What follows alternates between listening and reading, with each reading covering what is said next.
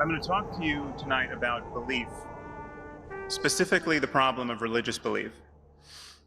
Our world has been balkanized into separate moral communities. We have Christians against Muslims, against Jews. The majority of people on this planet at the moment organize their lives around a founding proposition that God wrote one of their books.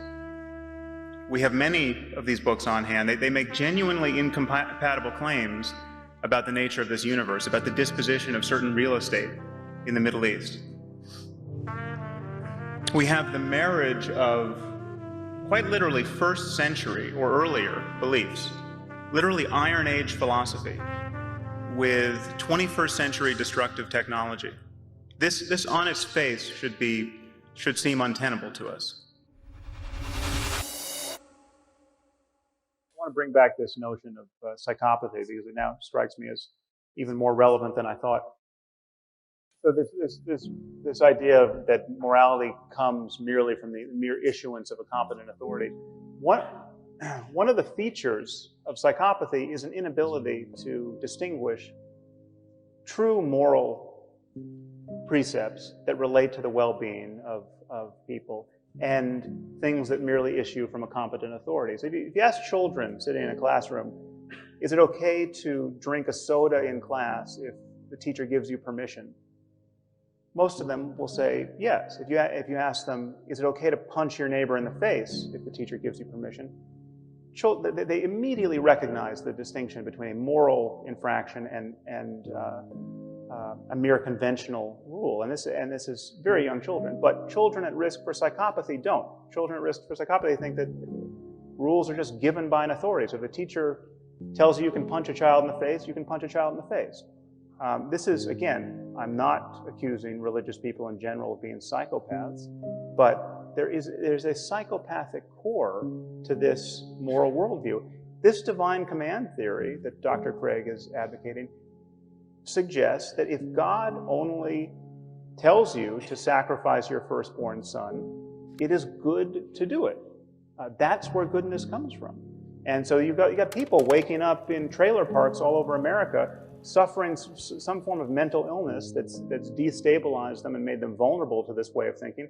And there are people who kill their children thinking they're Abraham who just didn't get interrupted by an angel. And this is the kind of morality that you get out of a divine command theory that, again, offers no retort to the jihadist other than, sorry, Buster, you happen to have the wrong God. The first thing to say up front is just that religious moderation is better than fundamentalism. There's no doubt about that. Religious moderates don't fly planes into buildings. Religious moderates don't organize their lives around apocalyptic prophecy, and that's a very good thing. But religious moderation has some real problems. The first is that it gives cover to fundamentalism. Because religious moderates have made it taboo to criticize faith. They want faith respected. They want the whole project of being religious, being identified as a Christian, a Muslim, a Jew, to be respected. That it is impossible to call into question this basic project, the ethical tenability of raising a child to believe he's a Christian as opposed to anything else. And under the cover of this respect, we are now powerless to say the very harsh and necessary things about religious extremism that we need to say, because it is taboo. You have to respect faith. Religious moderation prevents us from even noticing the differences among our religions. It is taboo to notice that all our religions are not teaching the same thing. They're not all equally wise, and where they do teach the same thing, they don't teach it equally well. I mean, where are the Tibetan Buddhist suicide bombers? If you think for a moment that the kind of violence we see in the Muslim world is born of the Israeli occupation and our misadventures in Iraq, we should see Tibetan Buddhist suicide bombers. The Tibetans have suffered an occupation every bit as brutal and far more cynical than any that we or the British or the Israelis have imposed upon the Muslim world. Something like 1 million, 1.2 million Tibetans have died since the Chinese occupation?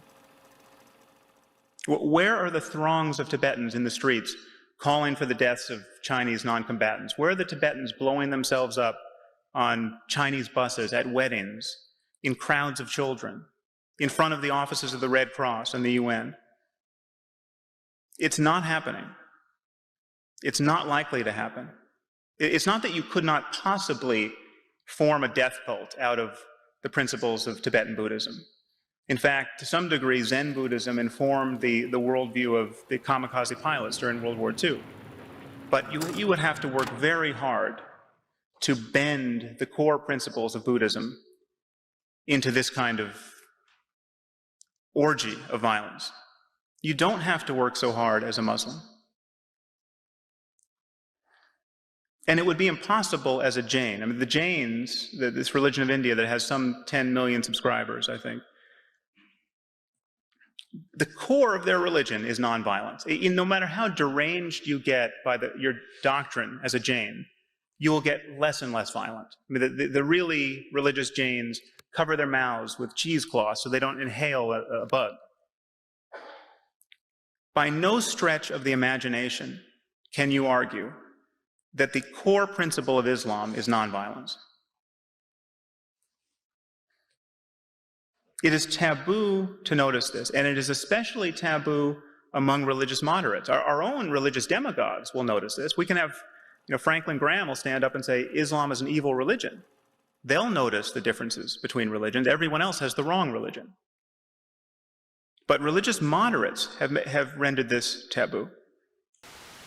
First, let's start with this claim that any one of our religions is true. There are at least two problems with taking this path. The first is they can't all be true. I mean, this is something that Bertrand Russell pointed out 100 years ago. Even if we knew that one of our religions was perfectly true, I mean, even if we knew this was God's multiple choice exam, is it A, Judaism, B, Christianity, C, Islam? Even if we knew one was perfect, given the bewildering profusion of doctrines on offer, and given their mutual incompatibility, every believer should expect damnation purely as a matter of probability. Now it seems to me this should give religious people pause when they espouse their certainties. It never does, but it should. But the deeper problem with arguing for the truth of any religion is that the evidence for our religions is either non-existent or terrible. And this subsumes all claims about the existence of a personal God, the divine origin of certain books, the virgin birth of certain people, the veracity of ancient miracles. I mean, take Christianity as an example. Christianity is founded on the claim that the gospel account of the miracles of Jesus is true. There are certain Christians that may want to hedge their bet here, but most Christians, most of the time, take some complement of these miracles as true, and most important seems to be the resurrection. Now, the problem with this is that the only thing that testifies to these miracles ever having occurred is the gospel. There's no extra-biblical description of these events. Everyone agrees that the Gospels were written decades after the events they report, the earliest Gospels. The problem is that even if the evidence were much better than that, even if we had hundreds of contemporaneous eyewitness accounts of these miracles, that would still not be good enough evidence to cash out the claims of Christianity. Why not? Well, the problem is that in the 21st century, reports of miracles are still quite common. I have met literally hundreds of Western-educated men and women who think that their favorite Hindu or Buddhist guru has magic powers. I mean, these are the reports of miracles are quite current. There are Hindu yogis and mystics who reportedly walk on water and raise the dead and fly without the aid of technology and read minds and divine the future. You take someone like Satya Sai Baba, the South Indian guru. All of these miracles are attributed to him. He even claims to have been born of a virgin. which incidentally is not such a rare claim in the history of religion or in history generally. Genghis Khan was supposedly born of a virgin. Alexander the Great was born of a virgin. I mean, parthenogenesis does not guarantee that you're going to turn the other cheek, apparently.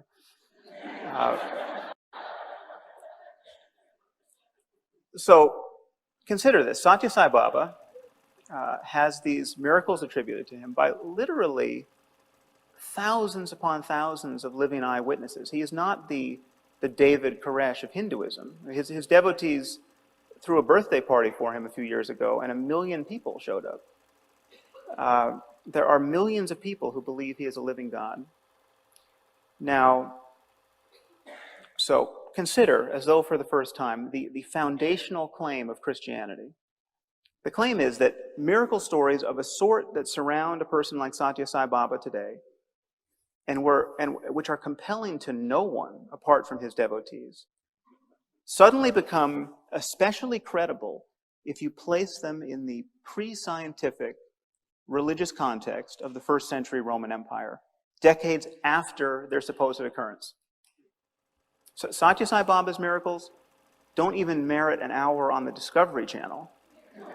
And yet, place these miracles in an ancient text, and half the people on this earth think it a legitimate project to organize their lives around them. Does anyone else see a problem with that?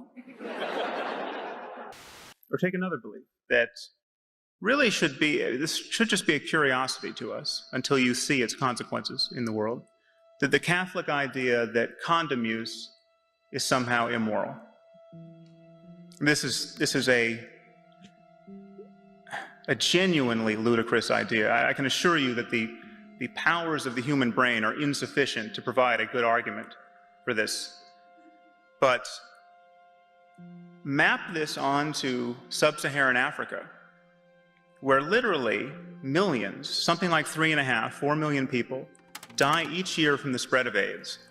And what you have there are Catholic ministers literally preaching the sinfulness of condom use in villages where the only information about condom use is the representation of the ministry. Many people, and especially governments, promote condoms for preventing AIDS. This is a matter of deep concern for us in the Church. The bishops regard the widespread and indiscriminate promotion of condoms as an immoral and misguided weapon in our battle against HIV/AIDS. It seems to me that the time for respecting beliefs of this sort is long past. This is genocidal stupidity. It is criminal negligence of a sort that we would not tolerate in any other institution. Yet the Vatican cannot be criticized to the degree that it should, because it's the Vatican, and there is a overarching taboo around criticizing religious faith. We've all assimilated this idea that we should respect other people's religious beliefs. Your neighbor has the right to believe whatever he wants to about God and the moral structure to this universe. He has the right to believe whatever he wants to about what happens after death, and you should respect these beliefs merely because he believes them. Where else in our discourse do we play by these rules? When was the last time anyone in this room was admonished to respect another person's beliefs about history or geography or engineering or medicine? We do not respect people's beliefs. We evaluate their reasons. If my reasons are good enough, you will helplessly believe what I believe. That is what it is to be a rational human being. Reasons are contagious. If I came on the stage and said that the Holocaust never happened, you would be under no burden whatsoever to respect my beliefs. And we don't respect the beliefs of people who think Elvis is still alive, and the people who make all those crazy pilgrimages to Graceland. These people do not get invited to sit on our boards of directors. They don't become presidents of universities. I mean, that is all well and good, except when you change the subject to God, and then all bets are off. Then the sky's the limit. You can be certain with zero evidence and respected for it. It is taboo to push the conversation into criticism of your beliefs. I just want to assure those of you who are religious here that our purpose is not to offend you this morning, but I will nevertheless repay your hospitality by telling you exactly what I think about religion. Now, as someone who spent the last 2 years criticizing religious faith, I've become quite familiar with how people of faith rise to the defense of God. As it turns out, there are not 100 ways of doing this. There appear to be just 3.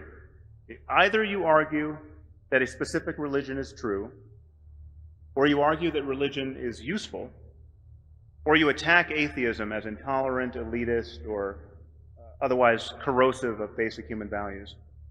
Now, the only line of argument that is relevant to this debate, or indeed any debate about the validity of religion, is an argument that religion is true. Or rather, that one religion is true, because of course they can't all be true. In fact, our opponents here stand for 2 distinct and mutually incompatible faiths. Was Jesus Christ the Messiah? The rabbi and Dennett are not likely to agree on that point. As Bertrand Russell pointed out over 100 years ago,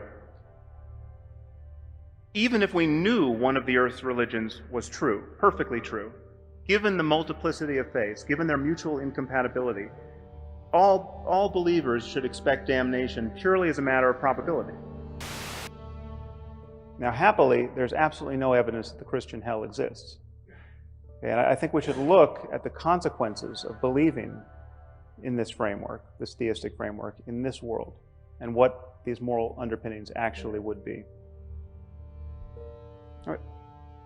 9 million children die every year before they reach the age of 5.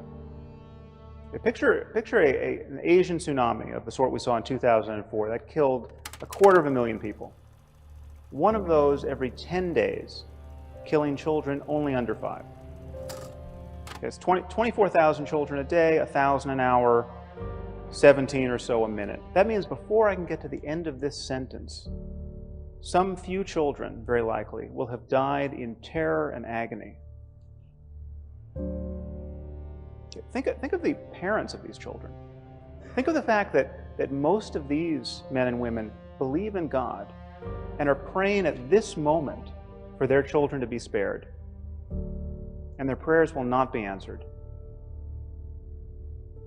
Okay, but according to Dr. Craig, this is all part of God's plan.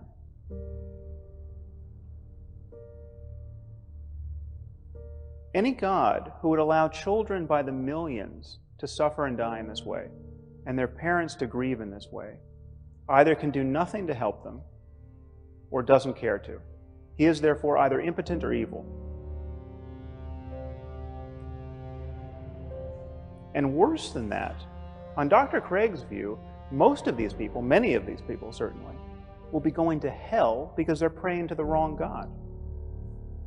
Just think about that. Okay, through no fault of their own, they were born into the wrong culture where they got the wrong theology and they missed the revelation. Okay, there are 1.2 billion people in India at this moment. Most of them are Hindus, most of them therefore polytheists. Okay, in Dr. Craig's universe, no matter how good these people are, they are doomed.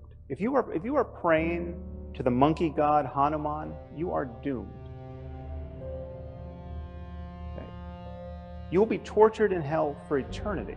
Now, is there the slightest evidence for this? No. It just says so in Mark 9 and Matthew 13 and Revelation 14.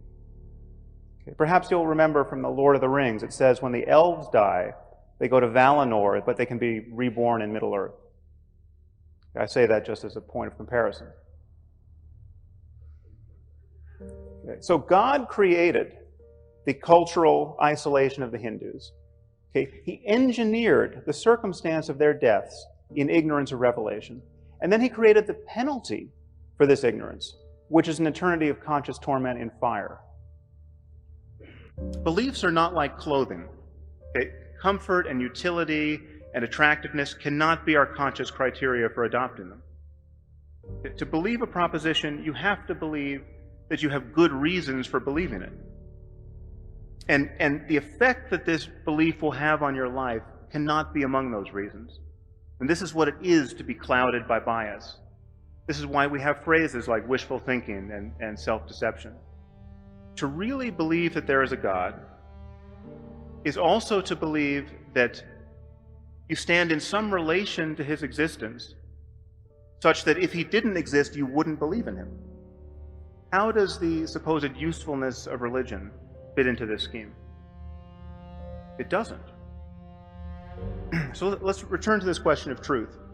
It's very common for people to say there's no conflict between religion and science because they relate to different subject matters. Okay, this is a lie. Religion and science both make claims about the way the world is. They make incompatible claims about the same reality, and they make these claims based on very different standards of evidence and modes of argument. It should be quite clear that there's a conflict, a perfect conflict, between demanding good evidence for what you believe and being satisfied with bad evidence or no evidence. So religion and science are in conflict because there's no way to disentangle religious and scientific truth claims. The claim that Jesus was born of a virgin, say, it's a central claim to Christianity. It is also a claim about biology. The claim that he rose from the dead and will return to earth is a claim about history. It's a claim about the human survival of death. It's a claim apparently about human flight without the aid of technology. Jews, Christians, and Muslims, while they disagree on many things, all agree that on the day of judgment, every person who has ever lived will be physically resurrected. Just which scientific laws does this violate? One's tempted to say all of them. If the basic claims of religion are true, science is so blind to this underlying reality, and the laws of nature are so susceptible to supernatural modification as to render the whole enterprise of science ridiculous. If, on the other hand, the basic claims of religion are false, most of the people on this planet are profoundly confused about the nature of reality and beset by quite irrational hopes and fears. And many people are simply wasting their lives and spreading delusion, often with tragic results. It seems to me no thinking person can be indifferent between the two sides of this dichotomy. Now, it's often imagined that non-believers like myself must be in principle closed to spiritual life. This is not true. You can have a deep spiritual and ethical life without lying to yourself or to your children about the nature of reality, without pretending to know things you do not know. There's nothing that prevents a non-believer from experiencing ecstasy and self-transcending love and rapture and awe. In fact, there's nothing that prevents a non-believer from going into a cave and practicing meditation for a year like a proper mystic. What non-believers don't tend to do is make unjustified and unjustifiable claims about the nature of the cosmos and about the divine origin of certain books on the basis of those experiences. That is a difference worth noticing. So I want to suggest to you that whatever is true about our circumstance, ethically and spiritually, can be discovered now and can be talked about in language compatible with our growing scientific understanding of the world and of the human mind. Whatever discoveries are there to be made about how to maximize human well-being can be talked about in language that is not an outright affront to all that we've come to know in the last 2,000 years. And to subscribe to one of the Iron Age religions, like Christianity, Judaism, and Islam, is to make the tacit claim that that is impossible, that there is, in fact, no way to understand our circumstance using the tools of our modern understanding of the world, that some measure of superstition is necessary, some measure of mythology, that we have to lie just this much. The point is, we can place our confidence only in human conversation. And the question is, do you want to place it in a 21st century conversation where we have all of the world's literature and learning available to us? Or do you want to place it in a first century conversation or a 7th century conversation as preserved in one of our holy books? Okay, and please notice the double standard that people like Dr. Craig use to exonerate God from all this evil. Okay, we're told that God is loving and kind and just and intrinsically good. But when someone like myself points out the rather obvious and compelling evidence that God is cruel and unjust because he visits suffering on innocent people of a scope and scale that would embarrass the most ambitious psychopath, okay, we're told that God is mysterious. Okay, who can understand God's will? Okay, and yet this is precisely, this merely human understanding of God's will is precisely what believers use to establish his goodness in the first place. You know, something good happens to a Christian. He feels some bliss while praying, say, or he sees some positive change in his life, and we're told that God is good. Okay, but when children by the tens of thousands are torn from their parents' arms and drowned, we're told that God is mysterious. Okay, this is how you play tennis without the net. Okay, and I want to suggest to you that it is not only tiresome when otherwise intelligent people speak this way, it is morally reprehensible. I'm curious, how many of you consider yourselves to be devout Muslims? See a show of hands. Don't mean to single anyone out, but not many. Now, you're all aware, of course, that the Quran exists and claims to be the perfect word of the creator of the universe. You're aware that once having heard of this possibility and rejecting it, you're all going to hell for eternity. I mean, needless to say, Dr. Craig and I are both going to hell if this vision of life is true. The problem is that everything Dr. Craig has said tonight, with a few modifications, could be said in defense of Islam. In fact, has been said in defense of Islam. Okay, the logic is exactly the same. We have a book that claims to be the word of the creator of the universe. It tells us about the nature of moral reality and how to live within it.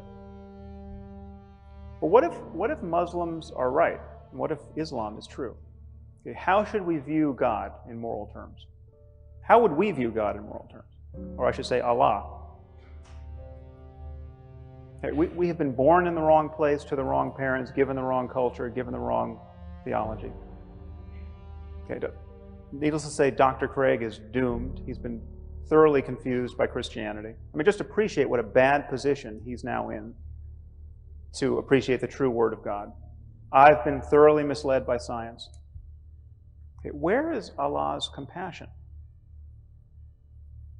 Okay. And yet, he's omnipotent. He could change this in an instant. He could give us a sign that would convince everyone in this room. And yet he's not going to do it. And hell awaits. And hell awaits our children because we can't help but mislead our children. Okay, now just hold this vision in mind. And first appreciate how little sleep you have lost over this possibility. Okay? Just feel in yourself at this moment how carefree you are and will continue to be in the face of this possibility. What are the chances that we're all going to go to hell for eternity because we haven't recognized the Quran to be the perfect word of the creator of the universe?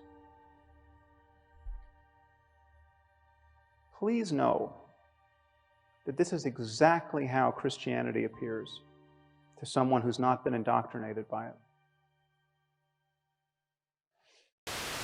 Well, as we've begun to see, one of the problems with arguing in defense of God is that the evidence in your favor is either terrible or non-existent. What we've heard from the other side and from the middle is that science is so complicated and counterintuitive and obviously incomplete that this leaves room for the God of Abraham. Okay, that's basically the argument. That the scientists don't understand everything. We don't understand how the first complex molecules self-assembled. Indeed, we don't. Scientists are the first to admit when they don't know.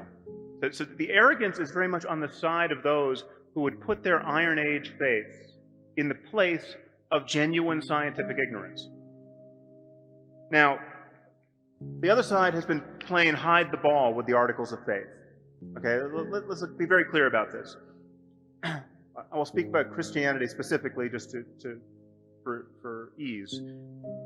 Christianity is based on the notion that the gospel account of the miracles of Jesus is true.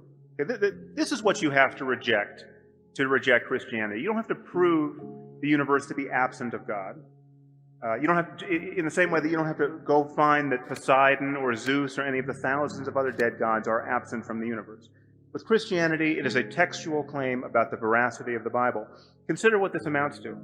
Bible scholars agree that the first Gospels were written decades after the life of Jesus. Decades.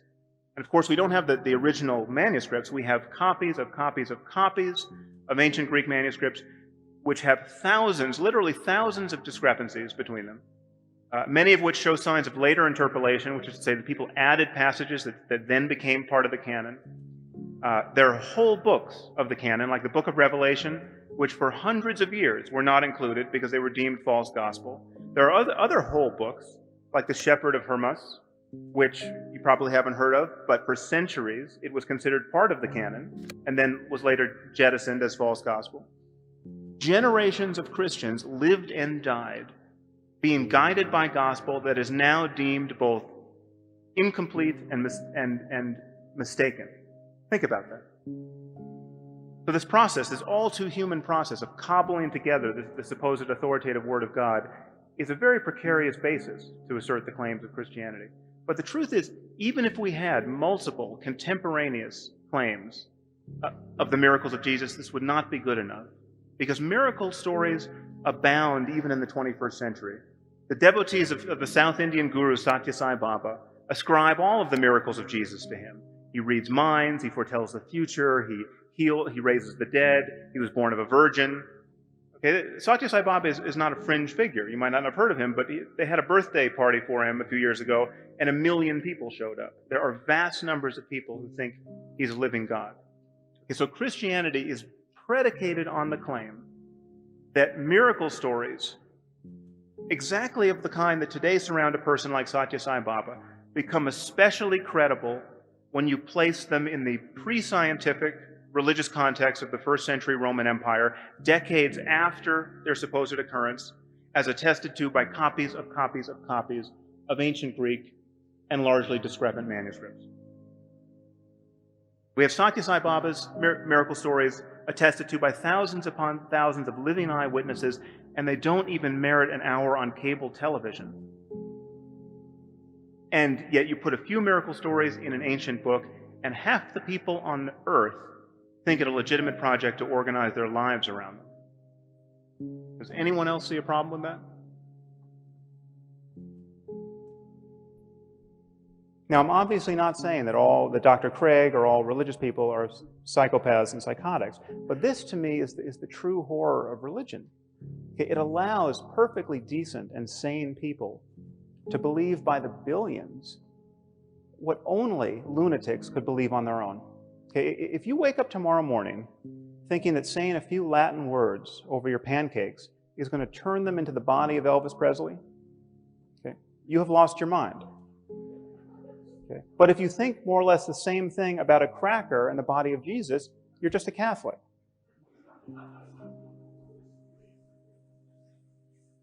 And I'm not the first person to notice that it's a very strange sort of loving God who would make salvation depend on believing in him on bad evidence. Well, I want to return to this core issue, which is belief, because that really is the issue. Without belief, religion evaporates. Without belief, science evaporates. We're talking about claims and their evidence. And we're talking about what you think is true about the nature of the universe. Presumably you don't believe in Zeus. If someone stood here and said Zeus was the greatest scientist, you would not have applauded. Okay, let's talk honestly about what we think is true. The truth is that religion, as we speak of it, Islam, Christianity, Judaism, is based on the claim that God dictates certain books.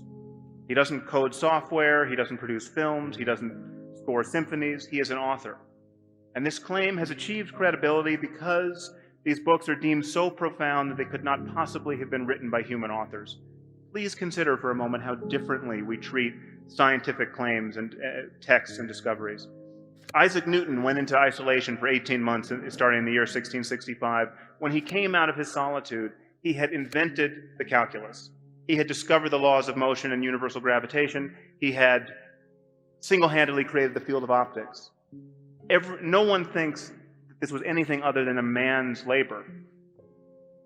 And it took 200 years of continuous ingenuity on the part of some of the smartest people who ever lived to substantially improve upon Newton's work. How difficult would it be to improve the Bible? Anyone in this room could improve this supposedly inerrant text scientifically, historically, ethically, spiritually, in moments. If God loves us and wanted to guide us with a book of morality, it's very strange to have given us a book that supports slavery, that demands that we murder people for imaginary crimes like witchcraft. The true basis for hope in our world is open-ended conversation, and religion has shattered our world into competing moral communities. What we have to convince ourselves of is that love and curiosity is enough for us, and intellectual honesty is the guardian of that. What's to prevent you from going out and committing murder if you don't believe in God? What do you say to people who insist that there can never be any morality without religion? Well, yeah, as you say, this is an incredibly common question, and we're all wise to prepare an answer for it. I happen to have one. I mean, one counterpoint to this suspicion is, if you just look at the societies where there's the least homicide, the least violent crime. These really are the most atheistic societies on the planet. I mean, if you just look at the UN Development Index, which ranks societies by violent crime, by literacy, by educational attainment, by per capita income, without exception, apart from the presence of the United States somewhere in the top 20, these are the most atheistic societies on the planet. Societies like the Netherlands and Canada and Australia, Sweden. There is no evidence whatsoever that high levels of religious adherence leads to a moral society. In fact, if you look at within our own culture, if you look at the red state, blue state divide, where are most of the murders occurring? Where are most of the teen pregnancies even, and even the abortions? These are happening in those states that have the highest level of religious adherence. Strangely, the reason people rise to the defense of God is not that there's so much evidence that God exists, but that they believe that belief in God is the only intellectual framework for an objective morality. And clearly Dr. Craig is among their number. Now, the sense is that without the conviction that moral truths exist, that words like right and wrong and good and evil actually mean something, humanity will just lose its way. That's the fear, and I actually share that fear. I've come to believe that this concern that many religious people have of the erosion of secular morality is not an entirely empty one. Now, I once spoke at an academic meeting on these themes, and I said, as I will say tonight, that once we understand morality in terms of human well-being, we'll be able to make strong claims about which behaviors and ways of life are good for us and which aren't. And I cited as an example the sadism and misogyny of the Taliban as an example of a worldview that was less than perfectly conducive to human flourishing. And it turns out that to denigrate the Taliban at a scientific meeting is to court controversy. And after my remarks, I fell into debate with another invited speaker, and this is more or less exactly how our conversation went. She said, "How could you ever say that forcing women to wear burqas is wrong from the point of view of science?" I said, well, because I think it's pretty clear that right and wrong relate to human well-being, and it's just as clear that forcing half the population to live in cloth bags and beating them or killing them when they try to get out is not a way of maximizing human well-being. And she said, well, that's just your opinion. And I said, okay, well, let's make it even easier. Let's say we found a culture that was literally removing the eyeballs of every third child, okay, at birth.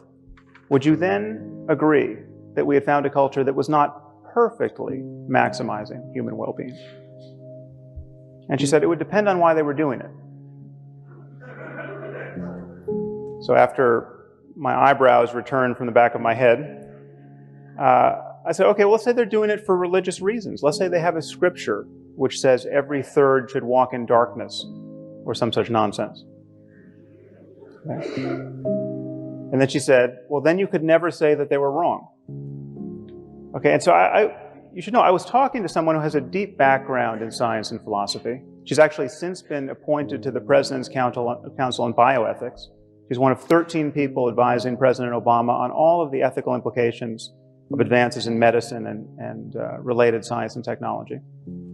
And she had just delivered a perfectly lucid lecture on the moral implications of neuroscience for the courts. And she was especially concerned that we could be subjecting captured terrorists to lie detection neuroimaging technology. And she viewed this as really an unconscionable violation of cognitive liberty. So on the one hand, her moral scruples were very finely calibrated to recoil from the slightest perceived misstep in ethical terms in our war on terror. And yet she was quite willing to forgive some primitive culture its fondness for removing the eyeballs of children in its religious rituals. And she seemed to me quite terrifyingly detached from the very real suffering of millions of women in Afghanistan at this moment. So I see this double standard as a problem. And strangely, this is precisely the erosion of basic common sense that many religious people are worried about. I hope it'll be clear to you at the end of this hour that religion is not an answer to this problem. Okay, belief in God is not only unnecessary for a universal morality, it is itself a source of moral blindness. I think kids, unless they're conditioned otherwise, don't come into this world believing themselves to be Christians or Muslims or Jews. I mean, we give them these ideas. They don't just pluck them out of the ether. And so it seems to me that simply giving honest answers to their questions, and certainly lifting this taboo of saying, I don't know. I mean, we're so reluctant to say, I don't know. And incidentally, scientists are the people who are really good at saying, I don't know. They say, I don't know all the time because they're terrified that some specialist is going to be in the room who knows so much more about what they've been asked that, you can almost never get a scientist to weigh in on anything but his most narrow area of specialization. And this is slightly off topic, but notice the fact that science is paying a price for this, in that fundamentalists are really good at using the candor of science against it. I mean, whenever scientists say, I don't know, on Larry King Live, therein rush 1,000 fundamentalists, giving us the God of the gaps there. And that's really what intelligent design is. It is politics and religion masquerading as science. Now, it's widely believed that there are two quantities in this universe. There are facts on the one hand, and of course science can give us our most rigorous discussion of these. But then there are values, which many people like Dr. Craig think science can't touch. Okay, questions of meaning and morality and what life is good for. Now, of course, everyone thinks that science can help us get what we value, okay, but it can never tell us what we ought to value. Okay, and therefore it cannot, in principle, be applied to the most important questions in human life. Questions like how we should raise our children, or what constitutes a good life. Now, it's thought, from the point of view of science, and Dr. Craig just gave voice to this opinion, that when we look at the universe, all we see are patterns of events. Just one thing follows another. Okay, and there's no corner of the universe that declares certain of its events to be good or evil, or right or wrong. Apart from us, I mean, our minds, we declare certain events to be better than others. But in doing that, it seems that we're merely projecting our own preferences and desires onto a reality that is intrinsically value-free. And where do our notions of right and wrong come from? Well, clearly they've been drummed into us by evolution. They're the product of these apish urges and social emotions. And then they get modulated by culture. We take sexual jealousy, for instance. I mean, this is an attitude that has been bred into us over millions of years. Okay, our ancestors were highly covetous of one another. despite the fact that everyone was covered with hair and had terrible teeth. And this possessiveness now gets enshrined in various cultural institutions like the institution of marriage. Okay, so therefore, a statement like, it's wrong to cheat on one's spouse, okay, seems a mere summation of these contingencies. It seems like it's an improvisation on the back of biology. It seems that from the point of view of science, it can't really be wrong to cheat on your spouse. Okay, this is just how apes like ourselves worry when we learn to worry with words. Okay, now here is where religious people, like Dr. Craig, begin to get a little queasy, as I think they should. Okay? And many see no alternative but to insert the God of Abraham, an Iron Age God of war, into the clockwork as an invisible arbiter of moral truth. Okay? It is wrong to cheat on your spouse because Yahweh deems that it is so. Which is curious, because in other moods, Yahweh is perfectly fond of genocide and slavery and human sacrifice. I'm actually not a fan, and I've received some heat for this, I'm not a fan of words like secularism and atheism. I don't think we have to name the counterpoint to religious irrationality. We don't have words to describe not being an astrologer or not being an alchemist. I mean, nobody wakes up in the morning and says, I'm not an astrologer, I'm not an astrologer. And to some degree, I think the same will work for not being duped by the false certainties of religion. We simply need to apply reason. There are two very different kinds of conversations we could have here. We can talk about religion as it is, for most people most of the time. And we can talk about what religion could be, or should be, or perhaps what it is for the tiniest minority of people. And I just want you to be aware of the difference there, because it could get lost. It's true that some people define God as pure consciousness, or as being synonymous with the laws of nature. But if we talk about consciousness and the laws of nature, we won't be talking about the God that most of our neighbors believe in, which is a personal God who hears our prayers and occasionally answers them. So I just want you to be sensitive to this, because if Michael or I say something derogatory about Islam or Christianity, which seems possible, the response from the other side shouldn't mention quantum mechanics. And it shouldn't reference a notion of God that is so denuded of doctrine as to more or less be synonymous with pure mystery or pure information or pure energy or pure anything. So I wanted to plant a flag there where you all can see it, because the God that our neighbors believe in is essentially an invisible person.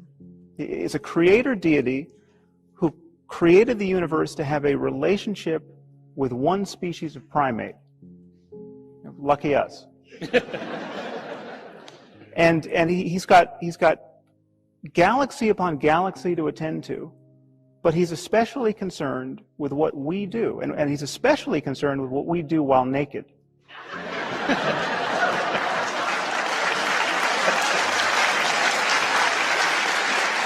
And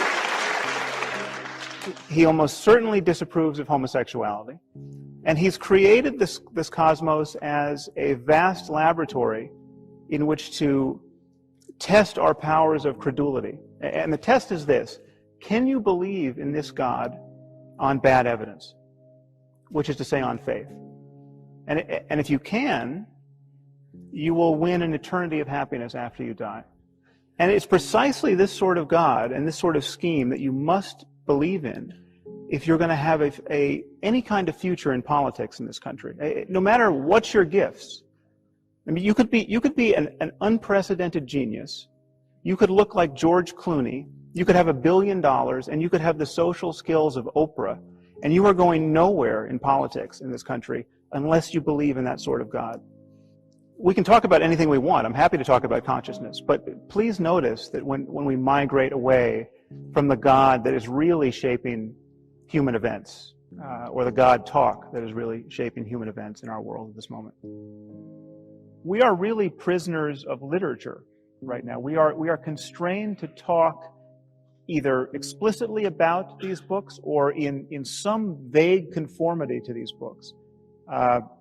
And these books were written by people who every person in this room has more access to information and scientific knowledge and just what is now basic common sense than the authors of the Bible and the Quran.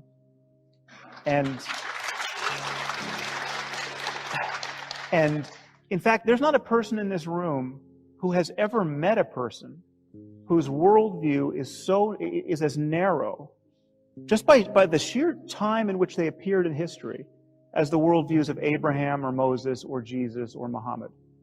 And until we grapple with that fact and honestly talk about honestly commit ourselves to a 21st century conversation about the possibilities of human well-being, we're just going to be at sea, and we're going to be trying to figure out whether we should pass laws about gay marriage and whether we should ban blasphemy at the UN and whether we should allow newspapers to print cartoons about the Prophet Muhammad.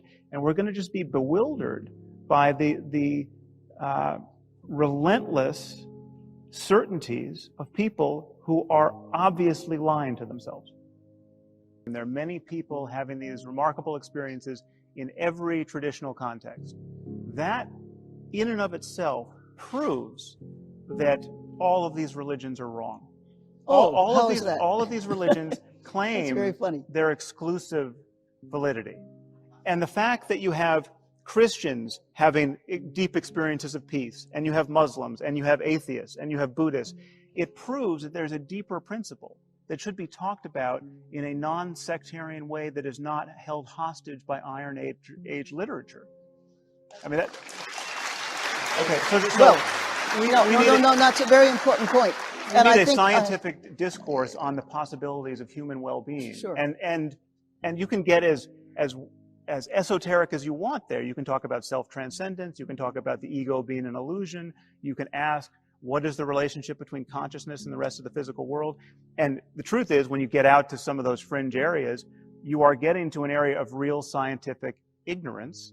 And the first thing you want to do in the spirit of intellectual honesty is admit ignorance, not claim that you, by closing your eyes, can realize your identity with the entire cosmos and the origin of you go get before the Big Bang with your unguarded intuitions. You talked about these great wisdom traditions that he is so callously dismissed out of his own ignorance. You go to these great wisdom traditions, right? And you consult. I mean, and you're talking about changing the story. And so, what does it mean to change the story in Islam? Let's just talk about facts. You open the Quran.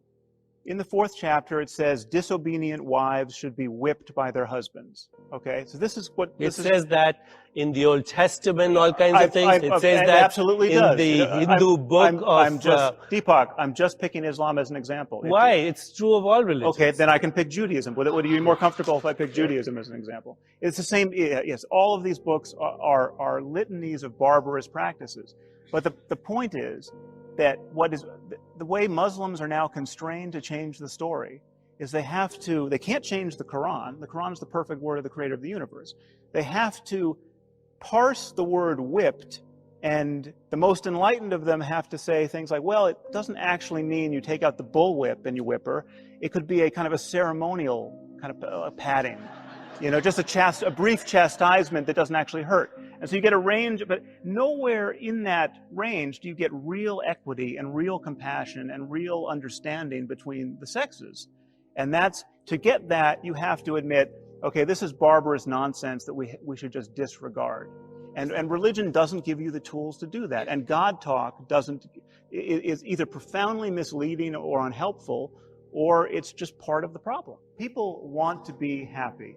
They know the difference between happiness and suffering. They want to feel a part of a community. They want to feel the best they've ever felt and better than they've ever felt. And they constantly notice that life makes that difficult. And our spiritual traditions are a response to that circumstance. And our beliefs, the beliefs that console us about what happens after death, are obviously a response to that circumstance. I mean, your child dies.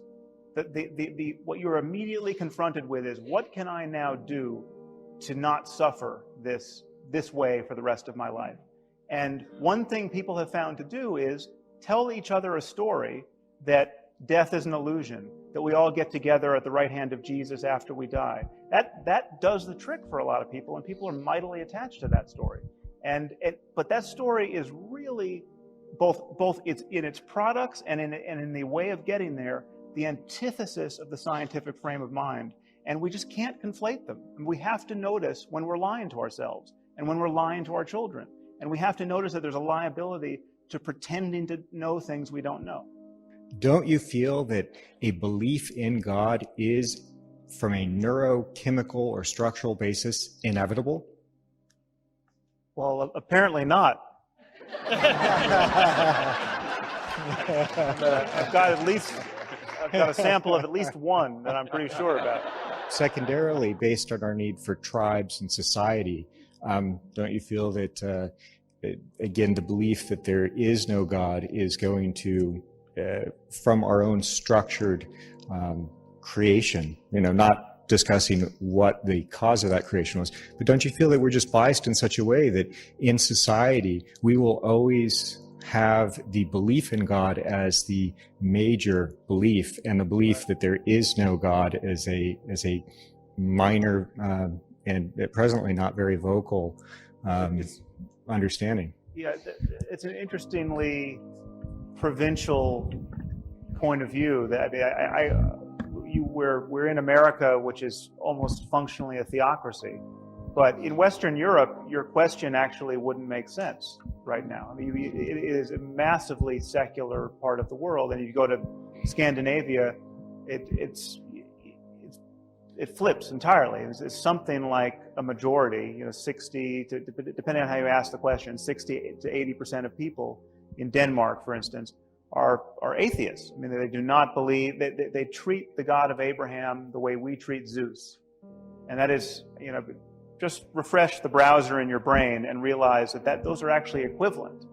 And I mean, we are in a shocking circumstance where most people in our society are really worried about Zeus. And you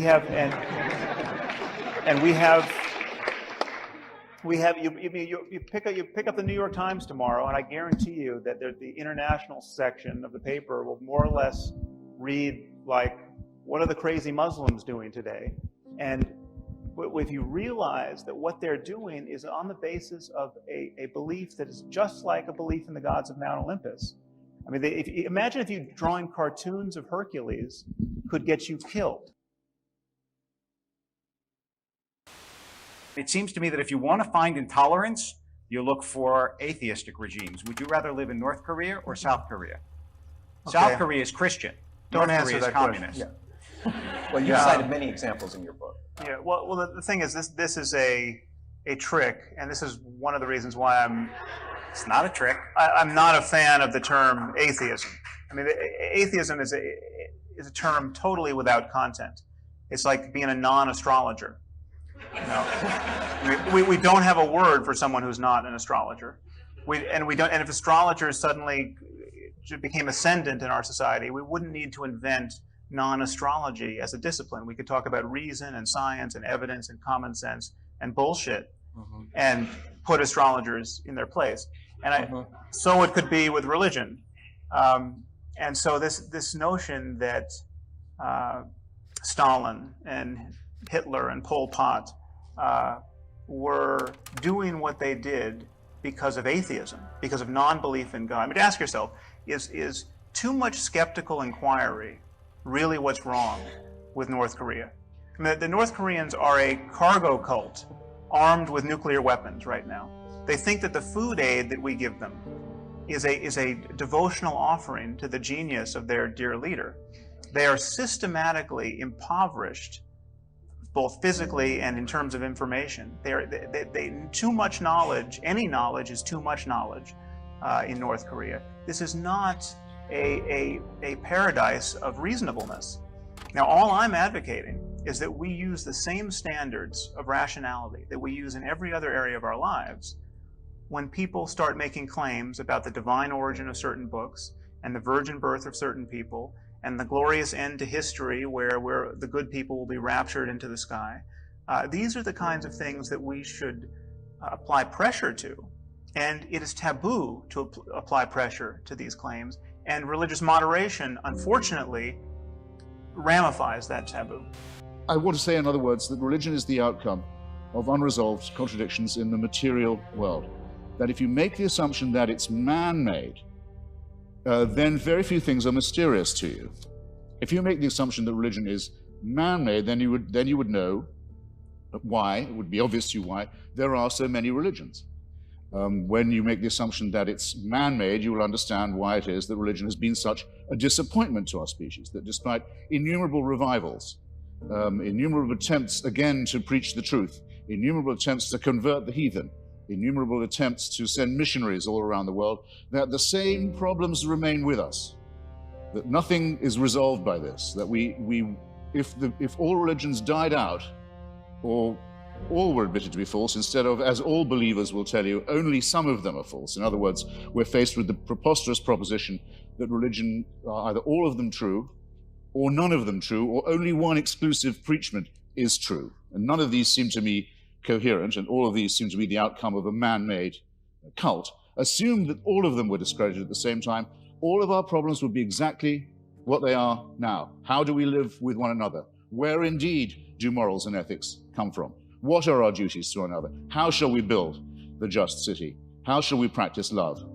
How shall we deal with the baser, what Darwin called the lowly stamp of our original origins, which comes not from a pact with the devil or an original sin, but from our evolution as well. All these questions, ladies and gentlemen, would remain exactly the same. Emancipate yourself from the idea of a celestial dictatorship, and you've taken the first step to becoming free.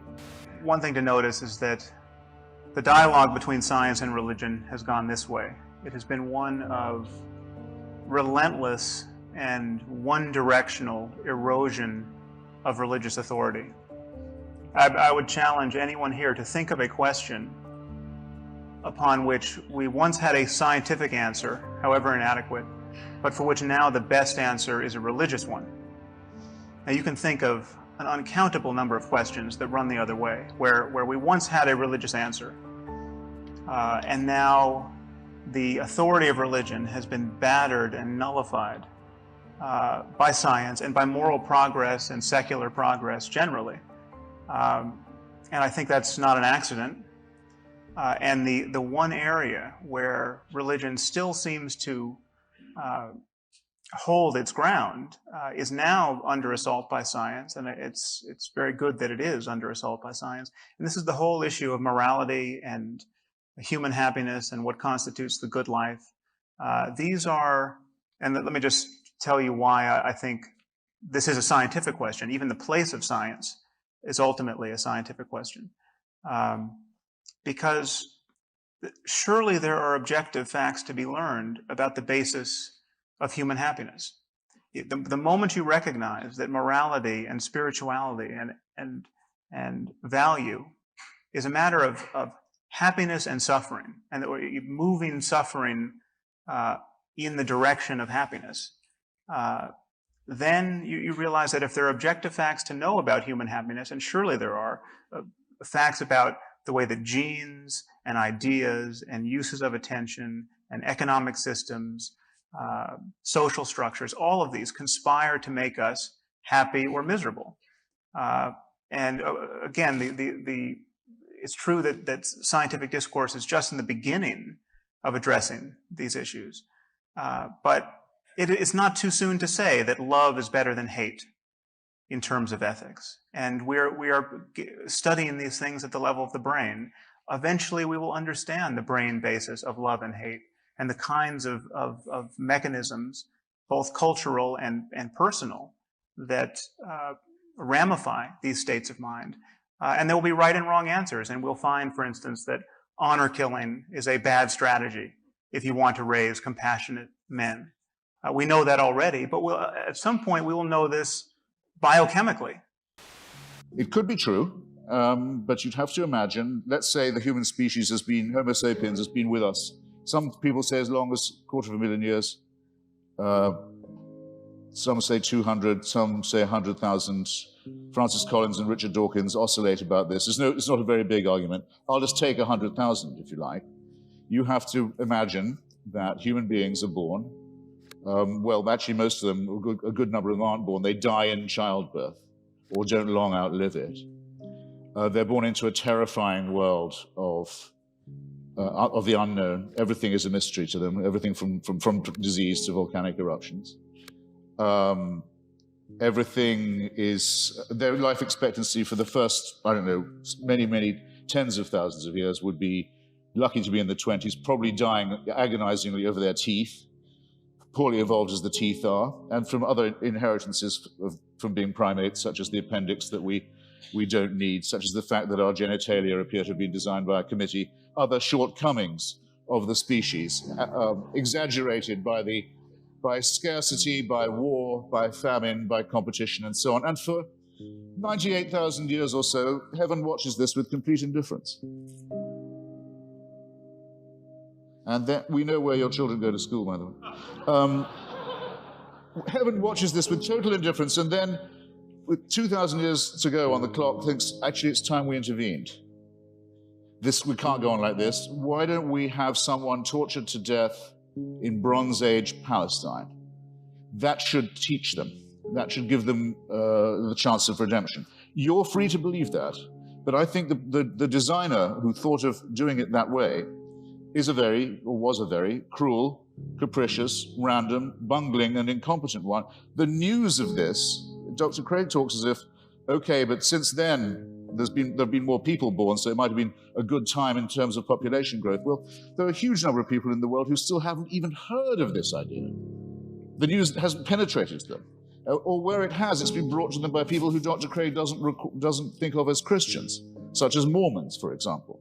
And it's taught to them in many discrepant and competitive and indeed incompatible and violently irreconcilable ways. And there's been a lot of argument in the church and the churches all this time about, well, okay, what is the answer to that? What about all the people who never could have heard the good news, or who never will hear it, or still haven't been reached by it, and who've died not knowing about it? What happens to them? How can they be saved? Well, the argument is that it's all somehow made retrospective. And with so many of these arguments, I just comment on these, well, how convenient. Because if you're willing to make assumptions of this kind, then really evidence is only ancillary to what you are advancing.